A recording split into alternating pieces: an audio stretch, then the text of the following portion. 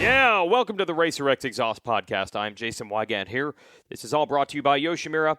Yoshimura's got the new RS12 exhaust system, and they are rapidly expanding the number of bikes that it is available for. The KTM and Husqvarna 250 and 350s now. Of course, the Suzuki RMZ 250 and 450. That's how they developed that exhaust system with the JGR folks and the Yamaha YZ250F.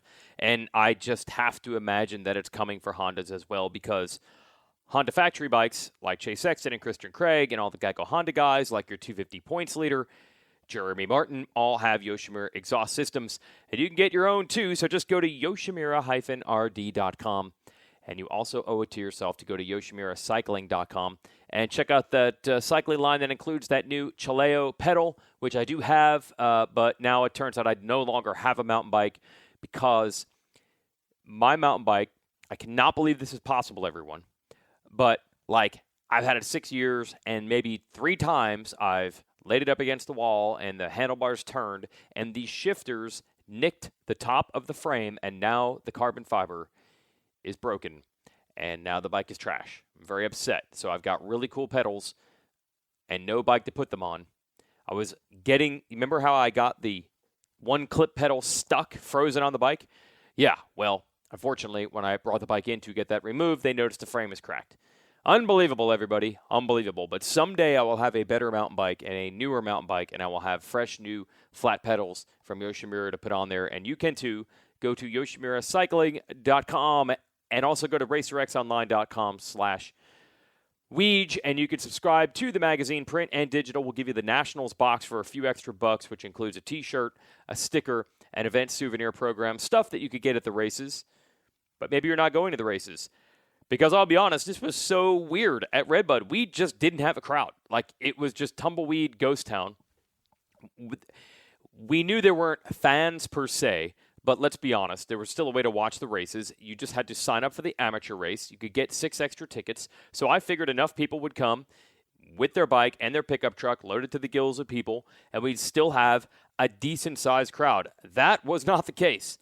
They didn't have many people. They actually had fewer people than they expected. I talked to Tim Ritchie at one point on Friday during the first race. They didn't expect a lot, and they got even less than that. And I didn't really notice it too much. My job, I'm in a tractor trailer calling these races with TV sets in front of me. So the fans aspect during the motos, I don't really get to drink that in. But then the strangest thing happened. They're trying to keep the pits, the TV paddock, and the podium self-contained.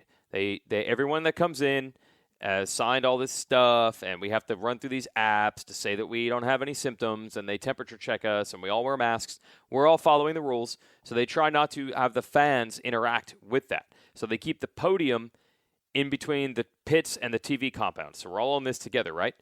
Well, this week, the podium was like 50 feet from the TV truck. So our show ends, and I walk out of the truck to go to the bathroom, and I hear a pop of champagne, and there is Zach Osborne popping his 450 podium champagne, and there's Adam Cianciarulo, first 450 points-paying race win of his career, and there is Blake Baggett with a big moto win. That's huge for him. Only got one in the last couple of years beyond this, and there was no noise. All I heard was the pop of champagne. No sound, no fans, just some photographers, and cameras aren't even loud like the old ones used to be. That's when I realized, I'm like, man, this sucks. There is nothing like a podium at RedBud, nothing. And for AC, can you imagine how pumped the fans would have been for him to win if this was July 4th weekend and he took the win? He is an out-and-out fan favorite. You know they would have been yelling for El Chupacabra. The racing in the 450 class has been awesome, and the best crowd in at least American motocross wasn't there to celebrate. So that's really a bummer. I talked to Adam, and he's like, yeah, I've seen it, man. I follow all their sports. I watch golf tournaments, and you see guys hit amazing shots to win tournaments, and there's just no sound. You know, the crowd usually explodes. So it would have been cool. It would have been nice, but these guys are going to take the wins anyway. As we've said all along, we're just taking what we can get out of this season. I was impressed. The riders did say during the motos, the few fans that were there, I don't know, it was like 1,000 people or 2,000 people or something, were loud enough where they could hear it. You know, you get one dude with an air horn and it makes a difference. Or you're in one corner and maybe there's 100 people in the general vicinity and it's loud enough to hear it. So RJ Hampshire said he could actually hear the crowd, but it's nothing like RedBud normally is. I think many things. We're very happy to see that Supercross ended and it seemed like a legitimate championship. And hopefully that's going to be the case when this is over. We feel it was enough rounds on the real racetracks that we're used to for this to be a legitimate championship. But that fan experience is just missing. When I was talking about the podium being so quiet this weekend, Will Christian, our pit reporter, she's like, yeah, you imagine poor Eli. He's celebrating the Supercross title that he's waited for his whole life and wanted his whole life, and there's just nothing. There's just nothing. He just comes across finish, rides to the podium, and there's just no noise. Just a really weird situation, and it hadn't really sunk into me until I heard the pop of the champagne because there was no other noise at the RedBud podium. And now I will give you a story to illustrate how nuts the RedBud podium normally is. This is 2005. James Stewart is at the depths of, wait a minute, y'all hate me now? Like, seriously, James Stewart, the fans loved him. He was spectacular. He had the scrub. He was beating 250Fs on a 125. He was doing the sprinkler. He was doing the worm. He was dancing. He was the future of the sport as far as putting it on his shoulders, and the sport was going to grow because James Stewart was so spectacular. And then all of a sudden, in 2005, he raced the big class. He moved to the Premier Division, and things changed in a hurry. First, the wins weren't automatic anymore against the likes of Carmichael and Reed, and this happens all the time. The fans love the young, hot up-and-comer until he starts almost beating their heroes. And I don't think the fans were pumped. They wanted to see somebody battle Carmichael, but then when it was like, wait a minute, no. Carmichael's the GOAT, dude. Don't be going this far. Don't beat my guy. So it was turning ugly for James, and he was not well equipped to fight back against that. I've always heard there are riders that motivate themselves in different ways. Jeremy Martin motivates himself with, it's me against the world. I think he likes having his back up against the wall. I think he likes feeling that there are slights. That's just the way he operates. That's why he keeps telling this story of the job and the hospital. That's why he didn't really get on with the Star Racing guys and was always clear to tell you, no, they feel like it's Cooper Webb's team, because I think he wanted to make it feel for him that it was him against Webb. That's how he motivates himself.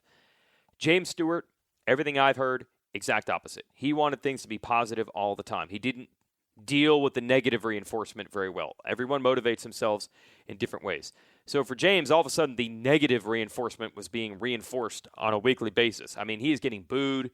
Fans are hating on him. And it's like, bro, I love this guy. Or, sorry, you loved me a year ago in a 125. What happened? So at the RedBud race in 2005, he's battling Kevin Windham, big fan favorite. They're battling. They come together. Windham falls down. Fans start letting Stu have it. He's riding around the track, and literally there's a wave of boos following him around. So he is so bummed about this, he actually slows down and lets Windham beat him for second in the moto. Carmichael winning, of course.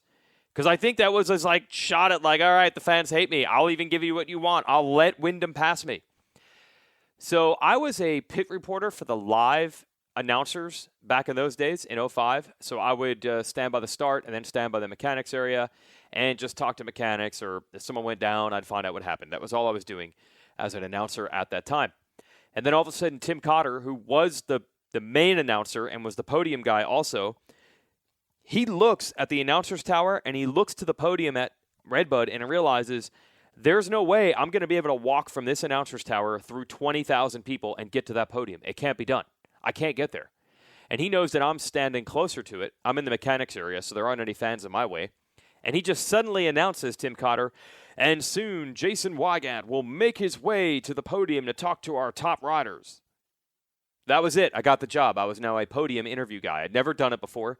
I walked down there, and John Ayers, Moto Tees, who has a lot of involvement in the series in a million ways, more than you would know. I'm like, John, how does this work? He explains, I got to wait for, I think, Aaron Bates to do TV, and here's how the champagne works and the trophies, and we got to time this right.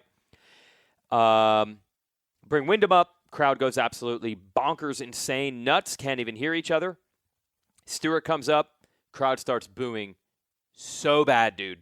So bad. And then he feels bad. He's like, I know you were mad at me. I didn't mean to knock Kevin down, so that wasn't what I intended. I actually slowed down and let him by. They booed more. And then I heard people saying, stop making excuses, you faded. It was unbelievable. So that's the atmosphere at RedBud. I mean, it is the craziest, gnarliest, most emotional podium you'll ever deal with. And one of my biggest regrets, I was super green down there. I'd never done a podium ever, and I certainly had never done it in that atmosphere. I thought about this. I should have turned the mic off and just said to James, sorry, man. Sorry. Because he was so shell-shocked, I don't think he knew what the heck was going on. I mean, a year ago, he was Bubba scrubbing on a 125, and the people were loving him, and the people were counting the days till he would race this class and battle guys like Wyndham. And then once he got there, they turned their backs on him completely, and he didn't know how to take it, and I just felt bad for the guy. And my big fear was that he was going to pull back, and all that spectacular James personality that we saw was going to go away forever. And I think I was right. It was just the fickle nature. I don't think it was they were going to permanently hate him. And the example now, we'll take this story all the way around 15 years. James Stewart is at the races this weekend. There he was at RedBud on Monday. I could not believe it. I'm hanging out near the Honda truck talking to Connor Fields, who's now become my new best friend. He works with Christian Craig. Connor Fields, the Olympic BMX gold medalist, and he happened to come into town this week, and we hung out. We solved all the world's problems, his sport, this sport, etc. So I come over there to say hi, and then it's almost time for chapel service, and the crew starts filing out of the truck. And look, I know what you're saying. Of course you would recognize James Stewart. There's an obvious reason you would recognize James Stewart. I know that's what you're saying. But I have not seen the guy in person in probably 6 years. He had huge dreadlocks. He had a mask on. He had sunglasses on. I did not know it was James Stewart. So these dudes are walking out, and then all of a sudden I just see Knuckles, and the guy's giving me Knuckles, and I'm like, huh? I know you? Oh, you're James Stewart. Hey, man, good to see you. I thought it was cool, by the way, that he wanted to give me the Knucks. You know, I think a lot of us, when we found out James were there, were figuring he'd want to be, reclusive and hide inside the rig, but our TV crew asked, is it okay if we shoot you here and there? Working with Sexton, the photographers asked the same thing. He was cool with it all. I think he even went into the announcer's tower and did an interview. I felt a little bad for James because he was watching from the track. No fans, probably expecting to be somewhat left alone, and I'm seeing some of the yellow flaggers chewing his ear off during practice because he's standing there by himself. That was pretty funny. But James was cool from everything I could tell. I think Mathis talked to him also. But I have to say there's probably a little bit of irony or coincidence that the first time James has come into one of these races in a long time was when there weren't any fans, right? And I just hope, man, it's a loss for all of us and also him. He has an electric personality when he wants to use it, and we didn't get all we hoped that we would get out of James Stewart and his run through this sport. He won a lot of races. He won titles. Did he win as many titles as expected? No. I don't think anyone figured he'd have one AMA 450 motocross title, and honestly, even two 450 Supercross titles. But it's more than that. There was a time in 2001, 3, 4, 2002 that it was like, this is it. We are on a rocket ship ride to the mainstream because we have it. We have the athlete to do it. And James did good at times, but other times, I think he wasn't pumped on the treatment he was getting from the fans, maybe the industry. Then he pulls back. Then he's not doing interviews. He's not out there promoting himself, and by nature of the sport. And, man, I could see it that day on the podium at RedBud. It's when you've been cheered a lot by the same fans for 3 years, 02, 03, 04, and then those same exact fans are flipping you off and screaming boo and saying stop making excuses. Some dudes can take that. Most can't. And by the way, if you don't think Ricky Carmichael was bummed out when he got booed, and why did he get booed in 2002? Because he had dethroned Jeremy McGrath. It's just the way it is. We want to see a young guy come up and challenge, and then when it doesn't happen, when it does happen, then suddenly they don't want it. It's just a weird thing. It's just the way sports works. And it is hard to bounce back from that. Carmichael did. It took him 3 or 4 years to really figure out the media and fan game, and then he really became a darling of the fans and the press. I don't feel like James ever got back to that level. Shout out to Ricky's man behind the curtain, Scott Taylor. I think did an excellent job of helping remold Carmichael's image to bounce back from the boos that he got in the Honda days and the beating McGrath days. James either didn't have the right guidance or didn't listen to it or what. He never came all the way back around like I think he could have, and I think it would have been better for the sport. And just so you know, I'm not being selfish for the sports purposes. It probably would have made James even more money or just made his days at the races more enjoyable. But it is what it is. We got James Stewart back in our lives right now, and that's cool. I am wondering if Sexton's drop-off, he was much better on Friday than he was on Monday. Hard to say why. He had some crashes on Larocco's Leap on Monday morning, so that certainly would take some wind out of your sails. But I'm wondering if even that was a lot of pressure to deal with having James there. And this is not like these guys go way back. James called him a couple of months ago and said, I want to help you. It's the first time he would have been racing with James there in person. So maybe it's baby steps all around. Maybe James starts coming to races with fans, starts doing more with them. I mean, can you imagine James Stewart going out and doing a whip in opening ceremonies in Supercross or at a national? Can you imagine that? Same fans that booed him, same fans that used to love him would cheer for sure. It would be awesome. Okay, I don't even know where that tangent even came from. What I really wanted to do today was talk about this RedBud doubleheader. Now, hear me out. I got a couple thoughts on this. I shot my Weege show video going into the doubleheader, talking to Chad Reed, and Reed was very adamant these dudes are smoked. These guys are burned out. It's been a long season. I kind of saw where he was coming from.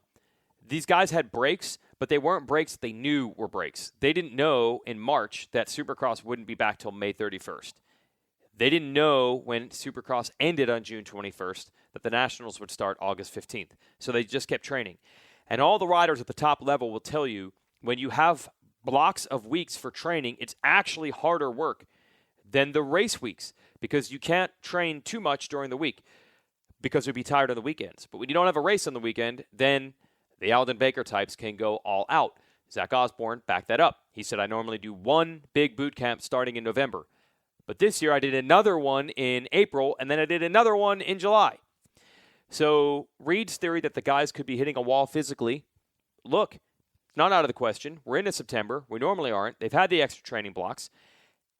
To start at the top, Eli Tomac has just not quite been the same Eli Tomac. And if you listen to the review podcast with myself, JT and Mathis, there's probably 8 different things you can point to. I believe we have enough data now outdoors to know that Tomac's not quite the same.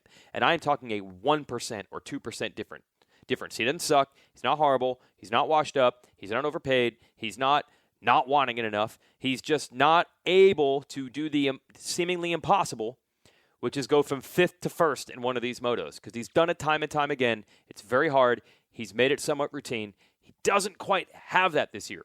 Now, there are a million reasons why. He could be burnt physically and mentally. It could be the Supercross hangover of finally getting that title. It could be that it isn't as hot at these races and he can't wear the guys down. It could be that everyone in the class has stepped up. I don't know the answer. But when I have Reed telling me these dudes could be burnt, and you see Tomac just not quite having that extra 1% at the end of motos, makes me think maybe he does. Then we have a doubleheader this weekend, and I know that the riders will tell you they have usually a 24 to 36-hour turnaround from racing Saturday to riding Monday morning at home, but that's not the same. Riding at home Monday morning is not the same. They might ride Monday, but if they were only at 90% energy, it's fine. They're not being judged. It's not their result. They just have to put their best work in a few days after that. But in this case, a few days after the race is another race. So most people I talked to said it wouldn't be a problem. They really got to bail out because the weather was beautiful. We're talking mid-70s instead of mid-90s like we often get at RedBud. And everybody said they'd feel good. I talked to probably 30 riders Monday morning, all with this one question, and everybody was stoked. Everybody felt fresh. And then Zach Osborne on the podium says, yeah, I didn't feel as good as I thought I would after the race. Understandable.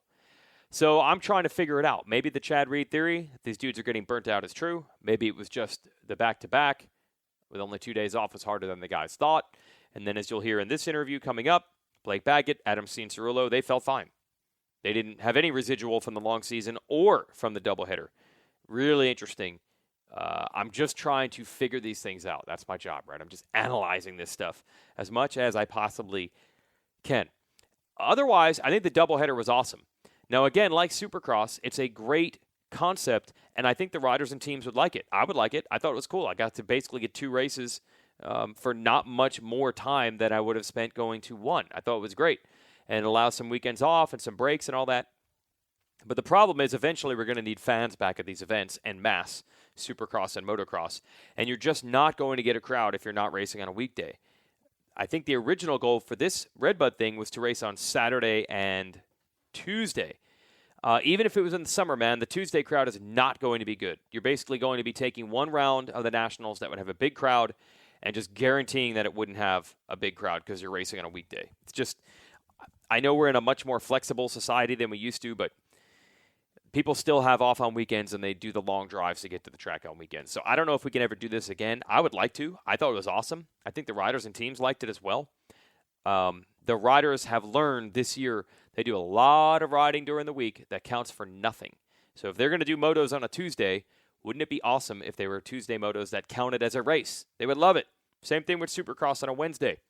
But I don't know if it's in the cards for the future as much as I would like it to be. A lot of the economics would have to change quite a bit. And I know it's tempting to look at other sports and see what they have done. But remember, this sport is not primarily based on TV revenue. It's not. That's not where the majority of the money comes in. If you're looking at the big stick and ball sports, for comparison, you're doing it wrong because that is the biggest chunk of the pie. And that is where the majority of the athletes' money comes from TV.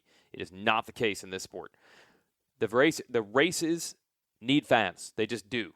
Not just because it was sad to hear Osborne popping his champagne on the podium and not hear 40,000 people or whatever they normally get at RedBud yelling. Anyway, maybe it's the last doubleheader we'll ever get. I would like to see more, but maybe not. Maybe next year. Maybe, I don't know. You're going to assume that I know stuff and I'm about to leak it, but I seriously don't know. I don't even know if we're going to race the Millville, Florida, Thunder Valley, Pala last 4 rounds. I get asked every day. I don't have an answer. I hope so. That's all I know, man. I hope so. Because I like having races. And how good have these races been, dude? Like, this 450 class, this isn't the going into Anaheim, we've never seen a field this stacked. I'm not saying it appears this way, or it's going to be this way, or it seems this way. I'm telling you, it is this way. On the track, these 450 motos are nuts. So we'll take all those Tomac things that I just talked about, all those variables, and then the fact that Tomac's not able to dominate, not able to roll these guys, is making the racing that much better. Or again, maybe it's not him. Maybe the competition has just stepped up. We got 2 great rookies in the class with Cianciarulo and Sexton. Marv is back to his old level. Osborne has gotten better in year 2. Now Blake Baggett's a moto winner. Justin Barcia is rejuvenated on the Yamaha for the 17th time. I mean, you just never know with Barcia, right? You just never know. Right now, he is spectacular and he is fast. This has been great. So I'm loving it, man. And give me 2 of those on a weekend all day long. And what's cool is if the opportunity is there, because the field is close, you want to see some guys check those boxes and get wins. It was really only Tomac and Osborne getting wins so far, but now Cianciarulo has one. This could loom large. Everybody loves Cianciarulo, and give him a win, give him confidence, give him the knowledge that he can do it. Who knows where this leads, man? That's really, really exciting stuff. It's just been a great summer as far as the races are concerned. And my main thing here is I want to figure out why. I want it to be repeatable. I have watched the Atlanta 1990 Supercross 1 million times trying to figure out what was special about that race and how it could be replicated to get that type of racing all the time, because it's the greatest Supercross race I've ever seen. And when I see great motos like this, I'm like, what is it about 2020? Is it just the perfect timing where maybe, like we said, Tomac's maybe a percentage off so you don't get one dominant guy? And then who knows, if Roxon was there, maybe he would be a dominant guy, but he's not there. Maybe it's everybody has just raised their level. Maybe since it's not as hot this year, everybody could charge a little bit harder, and it levels the playing field. Everybody had more time to get ready. They weren't coming in half effort after Supercross without a lot of time to get ready. Maybe that helps. It all leads me to this. Maybe there's something to this schedule. We know that as much as this pandemic thing sucks, that we're going to take some positives out of it. Now I'm like, what if this was the schedule every year? Everyone had a break. They had time to prepare for outdoors. They come in more ready. They come in more rested. They don't have to race in the heat. And I And I know the heat is what separates the gnarly from the not gnarly, and I get that. But at the same time, these motos have been very spectacular to watch. And one other thing, if the Nationals started later, they could race on the new bikes, which generally come out about now. You see commercials on TV for the new bikes all the time at these races, but there's the factory rider not riding on it. So what if they got to do that? And hey, you're always trying to help these teams justify spending the millions of dollars that they do on races. I'm sure the marketing team would be stoked to say, oh, sweet, we got a 2021 CRF 450R and we're racing it right now, instead of racing the 2020 when they're trying to tell you to go buy the 2021. So just something to think about. If the new bike intros have moved up, they used to be like October, then September, then August. Now it's like July, and we're racing at that time? That's just some food for thought, okay? I like the doubleheader. I like this kind of format we're running right now. I know the season being longer would be terrible, but if the guys knew that they had these breaks, maybe that would be something, okay? All right, that's it from me. I just had a bunch of takes. It's been a really fun season and a lot to analyze and think about where we can learn and maybe make things better in the future. Although we always like to say in this sport, nothing really ever changes. It'll probably just go back to where it was, which is fine. It's not terrible. We love it. Okay, we get it. Anyway, that's my rant, and now I'll turn it over to the press conference. It's a good one. You've got the always honest Zach Osborne, the always hilarious, weird personality of Blake Baggett. We'll take it every time. And, of course, Adam Cianciarulo, a interview mastermind. This is our top three from RedBud 2. It's a press conference from Tuesday night, hosted by Casey from Next Level Sports. They handle the PR for Lucas Oil Pro Motocross. So Casey is your host, and here is Adam first answering what it's like to have gotten this win. By the way, host of the press conference is Casey from Next Level Sports, and he is representing MX Sports Pro Racing. I don't run the press conference. I'm just Racer X guy in there asking questions. All right, Casey, take it away. Kind of the reason why I moved up from the 250 class when I had, more eligibility left in that class. I wanted the chance to say, I'm the best in the world this weekend. And that's what I get to say. And that's what I'm proud to say for at least the next week and a half or so until we have to prove it again. Awesome. We will, Blake did say he's going to be joining us, but we can go ahead and start with you, Johnny, for whatever questions you might have for Adam. Cool. Thank you. This is Johnny with 2-4 Speed and MX Unfiltered. AC, I know I've given you a hard time in the past, so congratulations. I was really bummed to see that you have that little mistake with that lapper, the second moto, and not go 1-1. But is there any talk of team orders now, with you now being third in points ahead of your teammate? No. I mean, what would we even talk about, right? I mean, I'm third in points and he's whatever, fourth or fifth, or, I don't think there's really anything to talk about there. And honestly, there hasn't been ever, there hasn't been any team orders, and I'm sure there's not going to be, because there's no reason really. Gotcha. LaRocco's Leap, I know, just because it's RedBud. We saw you way on the back of the bike, really having a seat bounce that hard. Was it difficult to get over to do it every lap, or was it something that you could pretty much do consistently? Yeah, it was difficult. The corner was tough this year. So especially in the on RedBud 2, it was really sandy, really soft. And that corner tends to blow out, 5-6 laps into the race. And then you're stuck kind of having to be really patient on the entry to try to get a good drive on the exit. And for me, I actually had a better time hitting it at the inside. For some reason, I was able to get more drive, but it was definitely difficult. You had to be focused. It was kind of right in between gears for me, in between second and third gear. If I switched up to third, I tended to lug it a little bit, and if I stayed in second, I kind of ran out of gear right before the tip of the face, and most of the time I just left in second and pinned it. Gotcha. And during that second moto, could you walk us through what actually happened with that lapper? It looked like lines just sort of collided. Do you feel like that was maybe a blue flag mishap, or I know you were just pushing forward in the moment, trying to gain as much time as you could?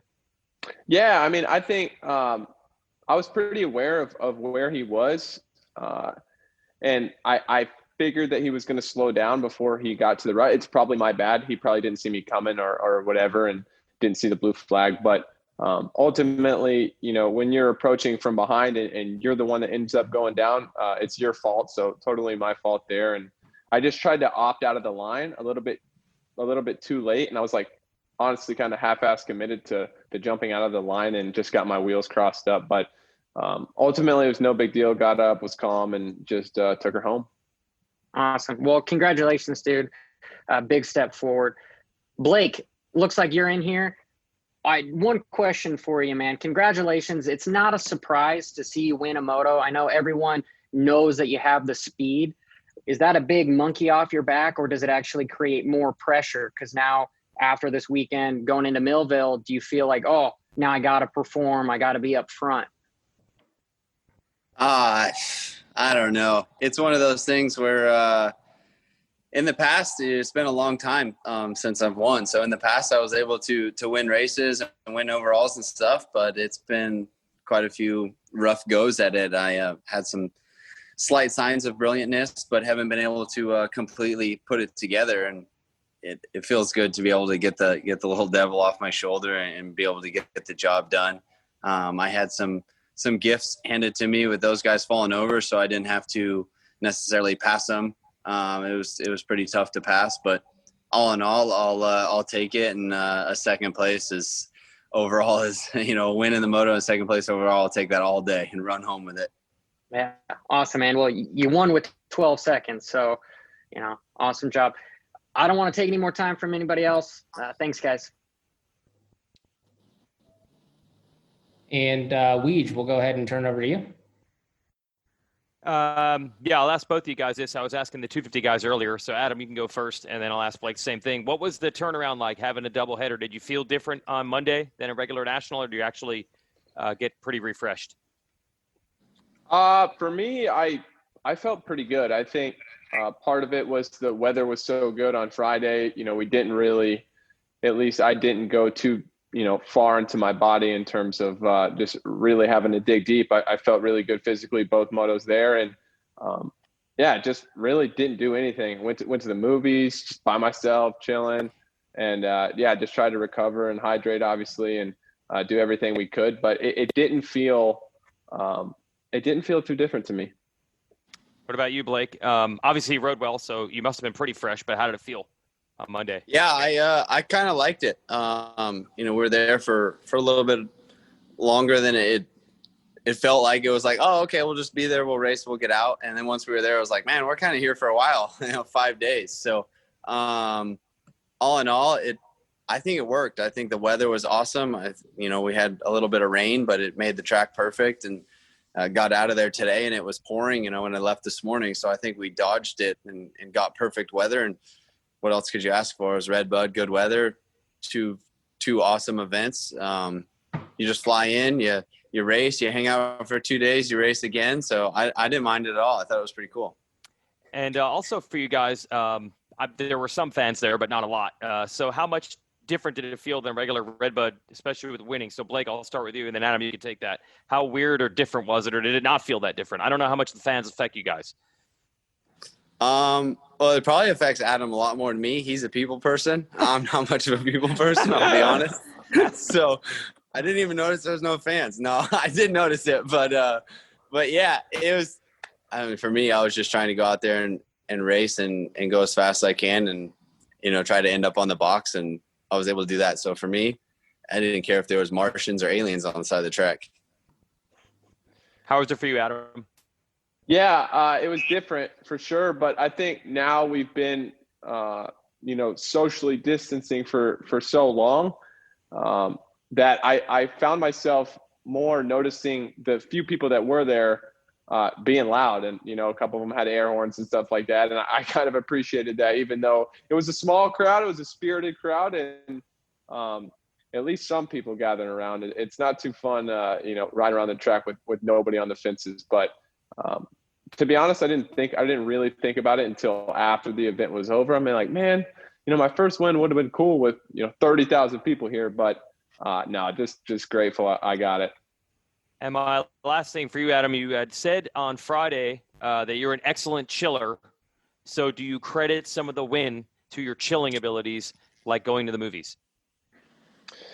Man, I think so. I mean, I know that any type of physical activity, pretty much, especially on 2 days rest like that, is going to be detrimental to how you're going to feel on Monday. So it's super hard to obviously sit still and just chill out. But I did my best and I felt good both days. So maybe I got to keep it going. Maybe I just got to sit my ass on the couch all week.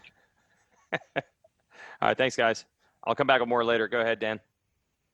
And then we got Zach on now as well. Zach, third overall on the day, another consistent day, getting some solid points. I know you mentioned not having quite the same energy as on Friday, but you did manage to extend your lead by a couple additional points. How was, I guess, that 2-day format for you, and how do you feel heading into the final stretch of the season? Yeah, I feel good going into the final stretch. The 2 days were a little tougher than I anticipated for Monday. I just felt really kind of off in the first moto with some serious arm pump, and then the second moto was a little bit better, but I was just a little bit flat. So looking forward to some downtime and then getting back going here in a couple of weeks and finishing this thing off. And then we'll go ahead and turn it to you, Dan. Yeah, since we have Zach in here, there's a question I was thinking this weekend and just wondering if at any point you win this title, you get at any point, do you think you might go back to the GPs and try to run against those guys at some point? No. I'm way too old for another transition back to the other side of the pond. So no, I don't think that's in the cards. Unless there's something I don't know about as far as from the team or something like that. But no, I don't think so. Yeah, I wasn't thinking like full time. I was just watching the GP this weekend and watching you, and I'm like, I wonder if Zach has an itch to maybe see what he's like against those guys at some point. I used to have a big itch for it, just to go back and do a year or two of GPs. But man, it's so tough right now there. The level's high, and it's high here too. But to go back there and just take my whole family and transition back into living in Europe and all that would be tough. I mean, the one-off GP would be okay, but to do it full time, no way. Yeah. And for Blake, where did that come from? I mean, we know you have it. You've done it before. You've dominated motos, but where did this one come from? 6 in the first moto, and then you literally just ran away. I think at lap 14, you were going 2 and 3, old school Chupacabra, faster than 2 and 3 seconds faster than everybody late in the race. Where'd that come from? I don't know. Langston said I just need to pack it in my backpack more often. So, I made a small bike change before the second moto. It's something that I had ran before, but just one of those parts that you go back and forth and you're not sure if it, some days it feels like it's better. Other days you're like, you're not sure. So I made a call to switch before the second moto, and it really helped with my corner speed and just driving out of the turns. I feel that when I was in the first moto that the front guys, Adam was out front and the guys behind him, it was just tough to get a good run on people out of the turns. And I was losing a lot of time.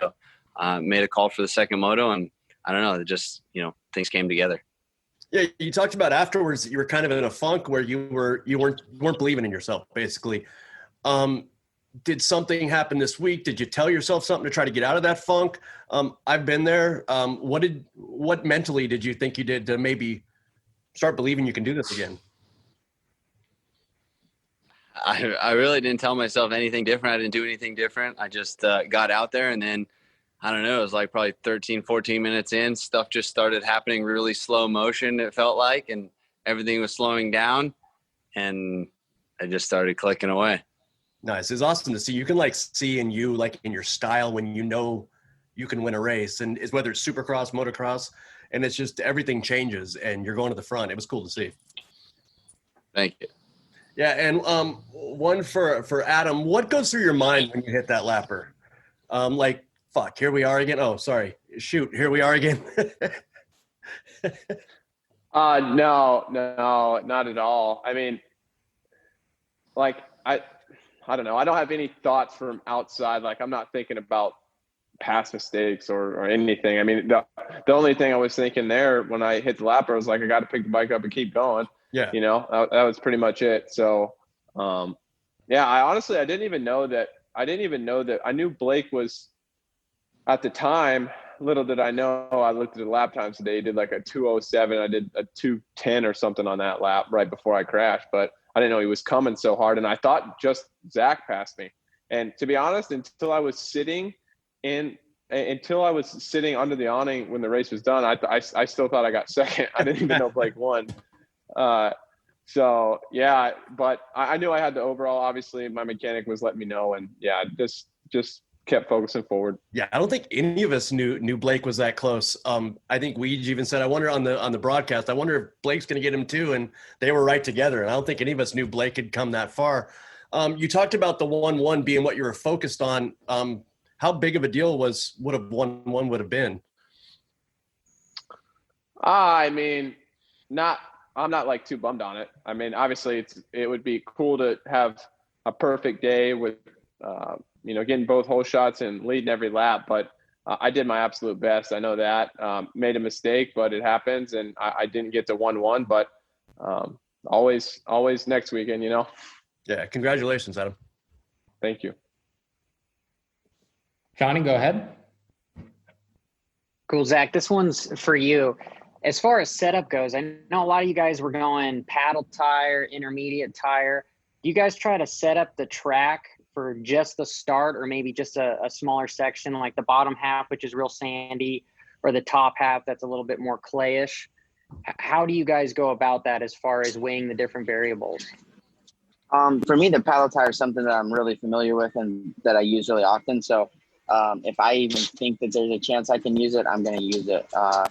RedBud's like probably 80% okay with it, and then 20% where you have to be careful, like just a few jump paces.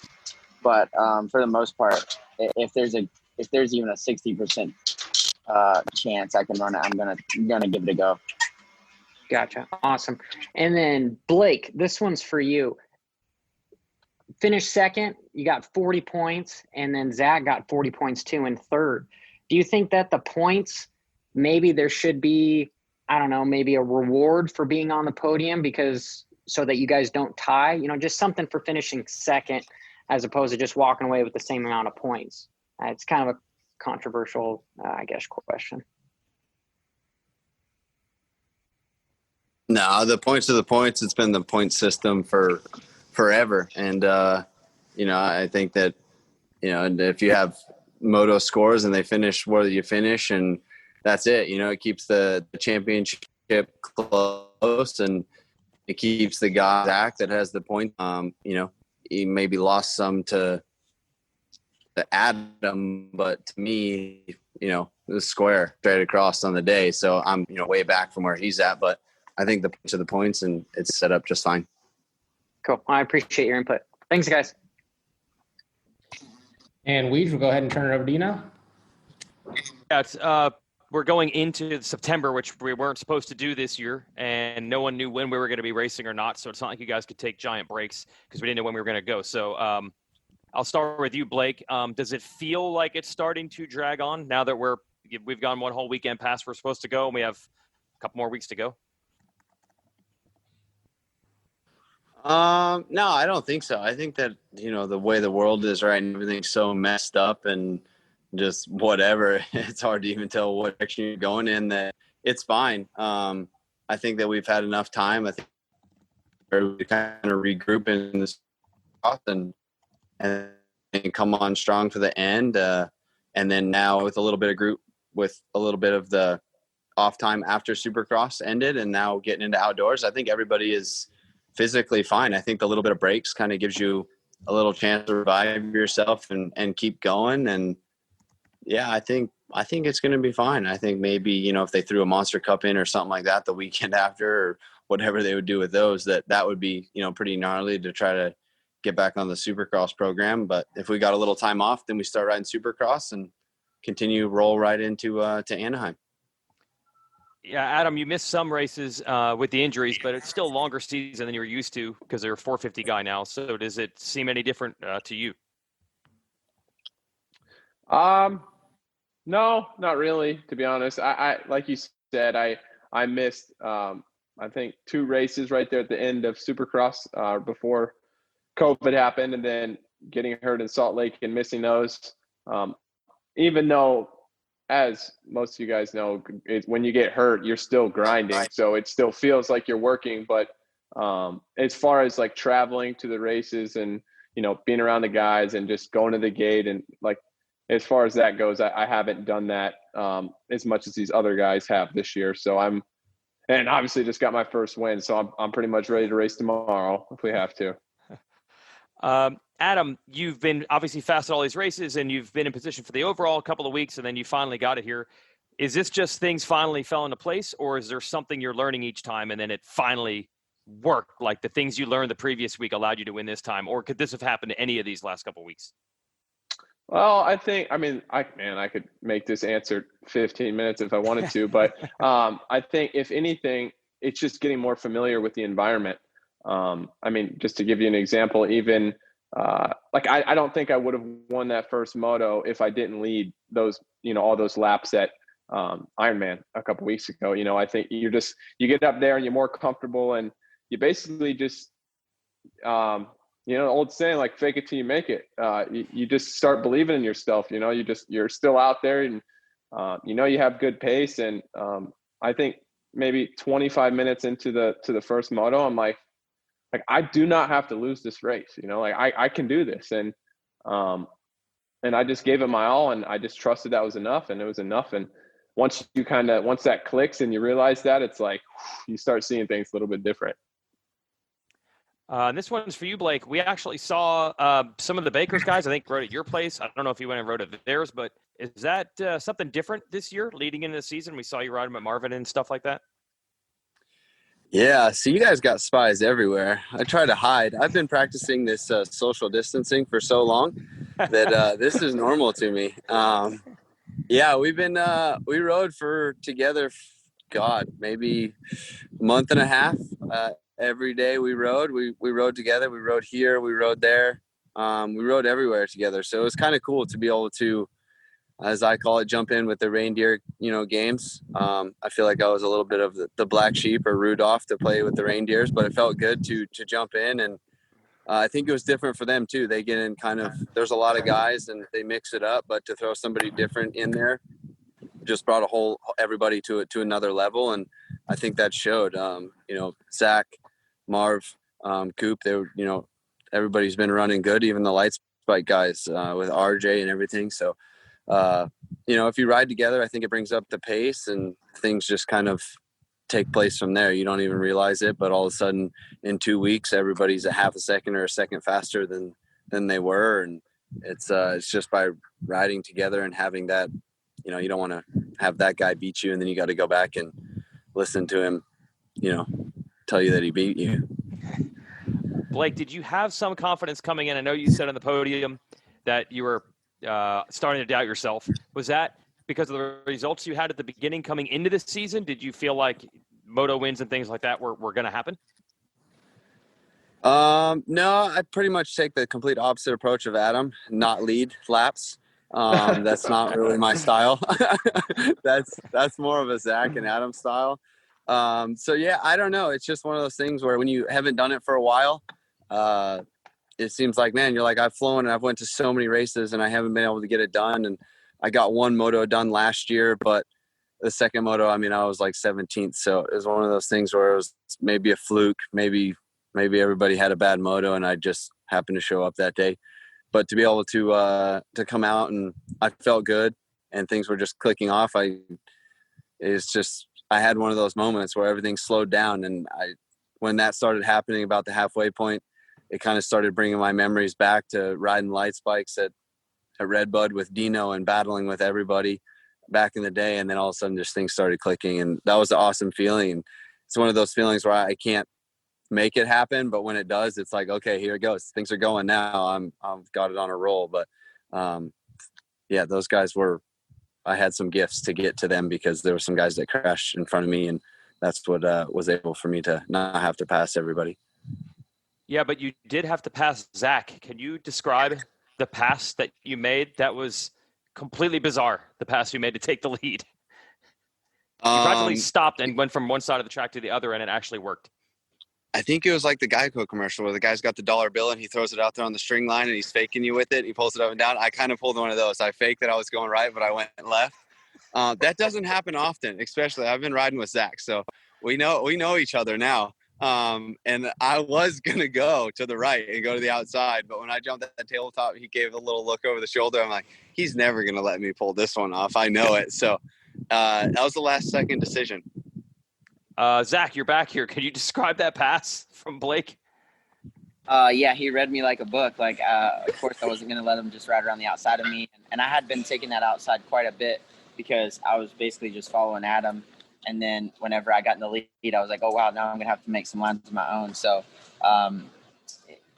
like he said, he was on the right side of me. I could hear him on the right side of me on that tabletop. And as soon as we landed, I was like, okay, I'm just going to go outside. I know he's already on my right, but he must have slowed way down to pull back and then go left. So I got buried up in that berm out there, and he was gone.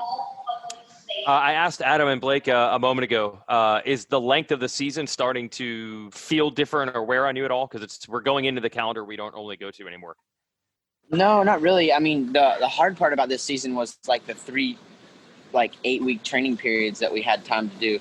Now that we're racing, it's not that bad and it's manageable during the week. But when you're training at the end of that Salt Lake thing and there's like another 8 weeks until the season, and that's not really like positive, that's when it was hard. So now that we're racing and obviously I've had some good results, that makes things a lot easier and a lot more exciting to go riding during the week. So for me, it's not that bad. I mean, obviously Monday was not my best result just because, Friday was amazing, but it's more just, managing it at this point, managing the fatigue and what you have going on more than anything.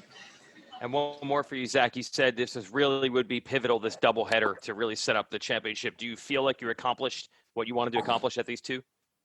Yeah, for sure. That's what I wanted to do, especially after losing so many points in that first Ironman Moto and just really riding terrible, the worst that I have all season. It was nice to win on Friday, and then to have a solid result yesterday was really good. It would have been nice to go 1-1 again, of course, but also to take some more points and stretch it to second was really good for me. Okay. Thanks, guys. Then we'll go ahead and take one more. Johnny, if you'd like to go ahead.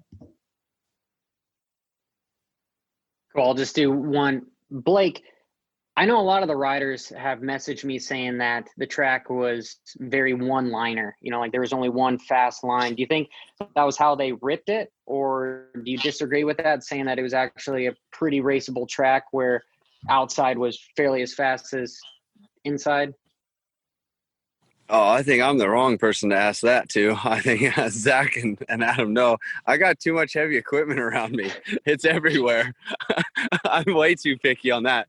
Yeah, I think that it's just when it starts out super muddy like that, and then of course, when you're going for qualifying times, everybody will take that same line because the mud is getting pushed out of it. It gets down to the hard base, and that's the fastest line. And I think everybody across both classes would agree. So when there's not just like a practice to like just get grooves in and get everything, kind of lined out, then it just gets that one line. And it does make it difficult. The top tree turn, I mean, there was the inside line and then there was a middle muck line.